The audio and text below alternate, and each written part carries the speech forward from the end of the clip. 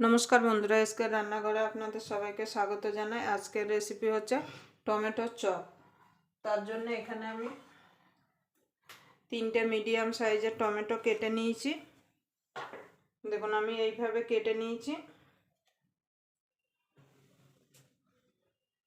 एबार आमि सबार आगे একটা ব্যাটার रेडी करे नेब।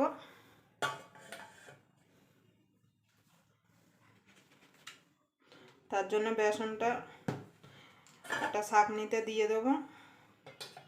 আপনারা যখন ব্যাটারটা রেডি করবেন তখন বেসনটা অবশ্যই চেলে নেবেন, কারণ বেসনের মধ্যে অনেক দানা দানা থাকে।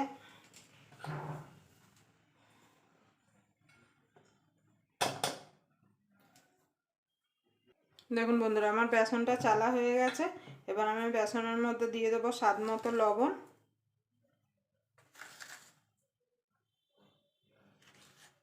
হলুদ গুঁড়ো অল্প করে, আর একটুখানি লঙ্কার গুঁড়ো দিয়ে আমি মিশিয়ে এবার অল্প অল্প করে জল দিয়ে একটা ব্যাটার রেডি করে নেব। খুব পাতলাও না আবার খুব গাঢ়ও না।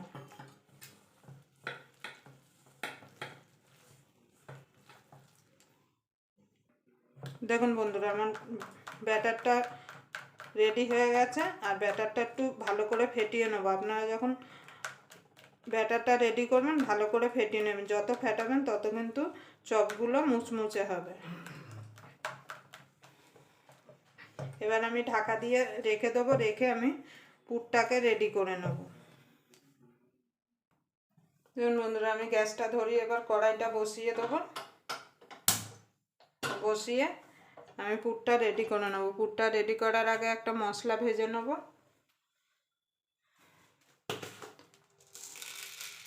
তার জন্য দিয়ে দেবো ধনে,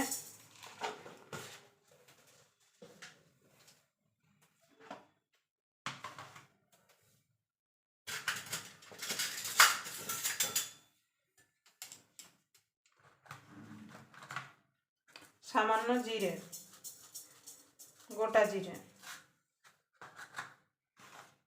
এটা একটু ভাজা ভাজা করে নেব যতক্ষণ মশলা থেকে একটা গন্ধ না বেরিয়ে আসছে। সুন্দর গন্ধ বেরালে আমি নামিয়ে নেব।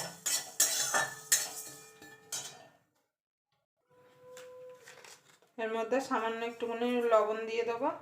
আপনারা চাইলে এর মধ্যে গোটা শুকনো লঙ্কাও দিতে পারেন, কারণ আমি যেহেতু কাঁচা লঙ্কা দেবো তার জন্য আর গোটা শুকনো লঙ্কা আমি দেবো না। দেখুন বন্ধুরা, আমার মশলাটা ভাজা হয়ে গেছে। আমি একটা বাটিতে ঢেলে নেব। এবার পুরটা বানানোর জন্য আমি তেল দিয়ে দেবো।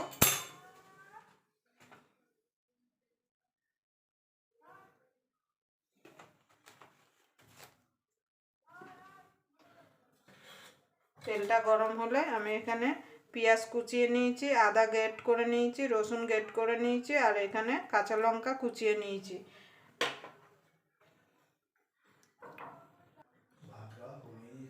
এখানে আমার তেলটা হয়ে গেছে। এবার আমি পেঁয়াজটা দিয়ে দেবো। পেঁয়াজটা দিয়ে একটু ভাজা ভাজা করে নেব। একদম ভাজা ভাজা করবো না, একটু কাঁচা কাঁচা টাইপের থাকলে খেতে ভালো লাগবে।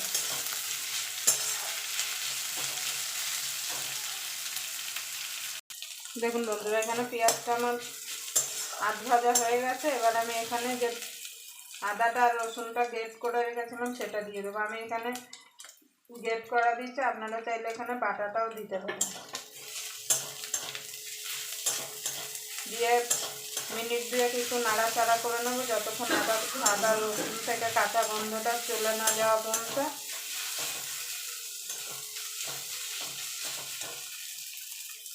দেখুন বন্ধুরা, আদা রসুনের কাঁচা গন্ধটা চলে গেছে। এবার আমি এখানে কিছু গুঁড়ো মশলা অ্যাড করব। হলুদ গুঁড়ো 1/2 চামচ, লঙ্কার গুঁড়ো 1/2 চামচ দিয়ে এটাকে আমি মিশিয়ে নেব।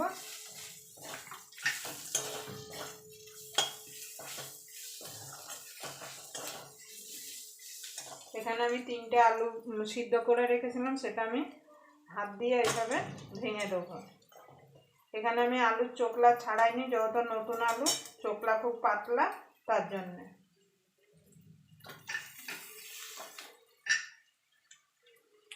এভাবে ভেঙে দিয়ে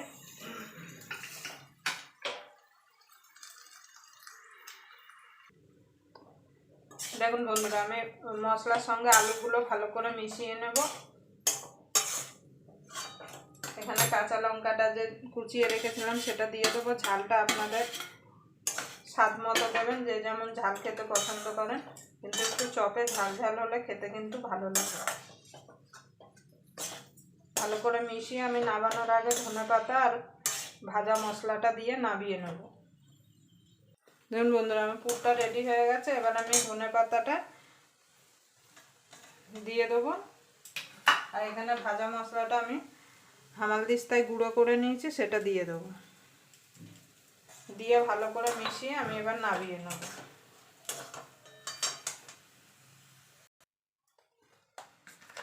স্বাদ মতো লবণ দিয়ে দেবো। লবণটা আমি আগে দিতে ভুলে গেছিলাম, তার জন্য পরে দিলাম লবণটা। এবার ভালো করে মিশিয়ে দেখুন বন্ধুরা, হয়ে গেছে।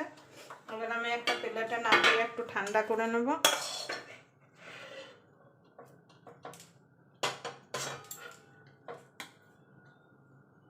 দেখুন বন্ধুরা, আমার পুরটা ঠান্ডা হয়ে গেছে। এবার আমি অল্প অল্প পুর নেব, নিয়ে একটা করে টমেটো স্লাইস যেটা কেটে রেখেছিলাম সেটা নিয়ে নেব।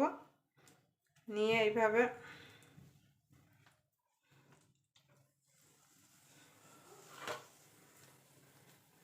আমি গড়ে নেব।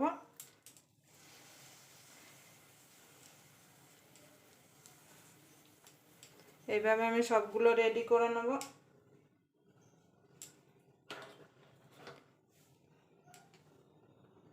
দেখুন বন্ধুরা, একটা গড়া হয়ে গেছে, আর একটা আমি রেডি করে আপনাদের দেখিয়ে দিচ্ছি। এইভাবে নিয়ে এইভাবে দিয়ে এইভাবে রেডি করে নেব। এভাবে আমি বাকি সব টমেটোর চপগুলো রেডি করে নেব। দেখুন বন্ধুরা, আমার চপগুলো সব গড়া হয়ে গেছে। এবার আমি ব্যাটারটা দেখে নেবো। আর এদিকে আমি কড়াইতে তেলও বসিয়ে দিয়েছি। দেখুন ব্যাটারটা একদম পুরো ঠিক আছে। আঙুল দিয়ে দেখবেন, আঙুলের মধ্যে এরকম লেগে থাকলে, কেন চপের গায়ে লেগে থাকতে হবে, তো একদম পাতলা হয়ে গেলে কিন্তু তেলে দেওয়ার পরে ছেড়ে যাবে। এবার তেলটা গরম হলে আমি একটা টমেটোর স্লাইস নেব আর ব্যাটারে গুলে তেলে ভাজবো। যদি আমার টমেটোর চপের রেসিপিটা আপনাদের ভালো লেগে থাকে তাহলে অবশ্যই একটা লাইক করবেন। আর যারা আমার চ্যানেলটা এখনও সাবস্ক্রাইবার করেনি, প্লিজ সাবস্ক্রাইবার করে নেবেন। আর পাশের বেল আইকনটি অবশ্যই বাজিয়ে দেবেন, আমি যখন নিত্য নতুন রেসিপি আপলোড করব সবার আগে পাওয়ার জন্য। আপনারা এইভাবে সন্ধ্যাবেলা স্ন্যাক্স হিসাবে চায়ের সঙ্গে কিংবা কফির সঙ্গে এরকম টমেটোর চপ বাড়িতে তৈরি করে নিতে পারেন। দেখুন বন্ধুরা, আমার তেলটা গরম হয়ে গেছে। এবার আমি একটা করে নেব, আর এইভাবে ব্যাটার মধ্যে চুবিয়ে চুবিয়ে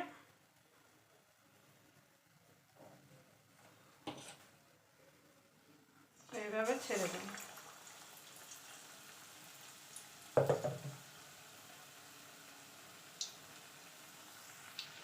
দেখুন বন্ধুরা, এই টমেটোর চপগুলো আমার ভাজা হয়ে গেছে। এবারে এইভাবে আমি বাকি চপগুলো ভেজে তুলে নেব।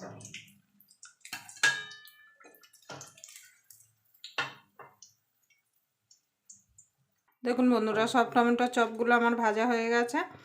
আবার আপনাদের সঙ্গে কোনো নতুন রেসিপি নিয়ে দেখা হবে। ততক্ষণ পর্যন্ত আপনারা সুস্থ থাকবেন, ভালো থাকবেন। নমস্কার।